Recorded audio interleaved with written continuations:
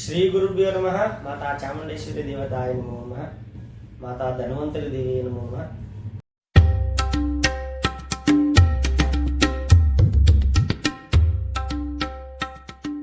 ಇದು ವಿಶೇಷವಾಗಿರ್ತಕ್ಕಂಥ ಆಯುರ್ವೇದಿಕ್ ಸಂಚಿಕೆಯನ್ನು ತೆಗೆದುಕೊಂಡು ಬಂದಿದ್ದೀನಿ.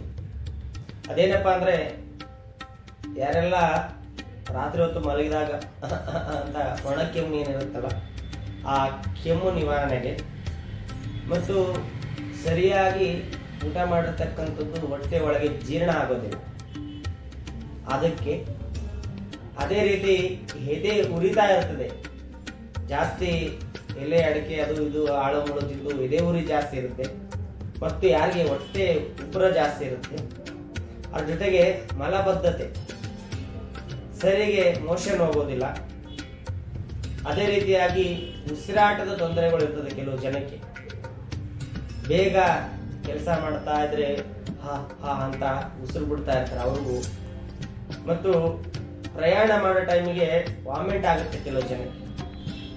ಈ ಎಲ್ಲಾ ಸಮಸ್ಯೆಗಳಿಗೆ ಒಂದು ರಾಮಬಾಣದಂತೆ ಕೆಲಸ ಮಾಡುತ್ತೆ, ಅದುವೇ ಕರಿಬೇವಿನ ಕಷಾಯ. ಅದು ಯಾವ ರೀತಿಯಿಂದ ಮಾಡಬೇಕು ಅನ್ನೋದನ್ನ ವಿಚಾರದ ಕುರಿತಾಗಿ ಇವತ್ತು ನಿಮಗೆ ತಿಳಿಸ್ತೀನಿ. ಇದನ್ನ ಯಾವ ವಯಸ್ಸಿನವ್ರು ಬೇಕಾದ್ರೂ ತಗೋಬಹುದು. ಈ ವಿಡಿಯೋವನ್ನ ಸಂಪೂರ್ಣವಾಗಿ ನೋಡಿದಲ್ಲಿ ಇದರ ಸಂಪೂರ್ಣ ಮಾಹಿತಿ ನಿಮಗೆ ಸಿಗುತ್ತೆ. ಪ್ರತಿಯೊಬ್ಬರು ಕೂಡ ತಗೋಬಹುದು. ಇದನ್ನ ವಾರದಲ್ಲಿ 2 ದಿನ ಆಗಲಿ 3 ದಿನ ತರ ತಗೊಳ್ತಾ ಬಂದ್ರೆ ದೇಹದಲ್ಲಿರ್ತಕ್ಕಂಥ ಒಣಕೆಮ್ಮು, ಅಜೀರ್ಣ, ಎದೆ ಉರಿ, ಮಲಬದ್ಧತೆ, ಉಸಿರಾಟದ ತೊಂದರೆ, ಆಯಾಸದ ತೊಂದರೆ. ಕೆಲವು ಜನ ನೋಡ್ತಿರ್ಬೋದು ನೀವು, ಬೆಳಗ್ಗೆ 6 ಗಂಟೆಯಿಂದ 10 ಗಂಟೆ 11 ಗಂಟೆವರೆಗೂ ಉತ್ಸಾಹದಿಂದ ಇರ್ತಾರೆ, 11 ಗಂಟೆ ಆಗ್ತಿದ್ದಂಗೆ ನಿದ್ದೆ ಮಾಡ್ಬೇಕನ್ನಿಸುತ್ತೆ. ಅಂತವ್ರಿಗೂ ಕೂಡ ಈ ಒಂದು ಕಷಾಯ ಕುಡಿಯೋದ್ರಿಂದ ಉಲ್ಲಾಸದಿಂದ ಆ ದಿನವಿಡೀ ಕಳಿತಾರೆ. ಅದುವೇ ಕರಿಬೇವಿನ ಕಷಾಯ ಅಂತ. ನೋಡಿ ಯಾವ ರೀತಿಯಿಂದ ಮಾಡ್ಬೇಕಂತ ಹೇಳ್ತಿದ್ದೀನಿ. ಇನ್ನು ಯಾರೆಲ್ಲ ನಮ್ಮ ವಾಹಿನಿಯನ್ನ ಸಬ್ಸ್ಕ್ರೈಬ್ ಮಾಡಿಲ್ಲ, ಸಬ್ಸ್ಕ್ರೈಬ್ ಮಾಡಿ, ಲೈಕ್ ಮಾಡಿ, ಇನ್ನೊಬ್ರಿಗೆ ಶೇರ್ ಮಾಡಿ. ವಿಚಾರಕ್ಕೆ ಬರೋಣ. ಒಂದು 8 ಕರಿಬೇವಿನ ಎಲೆಯನ್ನು ತಗೊಂಡು ಅದರ ಜೊತೆಗೆ 1 ಟೀ ಸ್ಪೂನ್ ಅಷ್ಟು ಕಾಫಿ ಪುಡಿಯನ್ನು ತೆಗೆದುಕೊಂಡು ಒಳ್ಳೆ ನೀರಲ್ಲಿ, ಕುಡಿಯುವ ನೀರಲ್ಲಿ ಕಾಯಿಸ್ಬೇಕು ಚೆನ್ನಾಗಿ. ಎಷ್ಟು ಕಾಯಿಸ್ಬೇಕಂದ್ರೆ ಅರ್ಧ ಪ್ರಮಾಣದಷ್ಟು ಬರುವವರೆಗೂ ಕಾಯಿಸಿದ್ರು ಕೂಡ ತುಂಬಾ ಅದ್ಭುತವಾಗಿರ್ತಕ್ಕಂಥ ಫಲಿತಾಂಶವನ್ನು ನೀಡುತ್ತದೆ. ಕಾಯಿಸಿದ ಮೇಲೆ ಚೆನ್ನಾಗಿ ಸೋಸ್ಬಿಟ್ಟು ಬೆಳಗ್ಗೆ ಖಾಲಿ ಹೊಟ್ಟೆಲೆ ಕುಡಿಯೋದ್ರಿಂದ ಇದು ತುಂಬಾ ಕೆಲಸ ಮಾಡುತ್ತೆ. ಊಟ ಆದ್ಮೇಲೆ ತಕ್ಷಣನೇ ಕುಡಿಬೇಡಿ.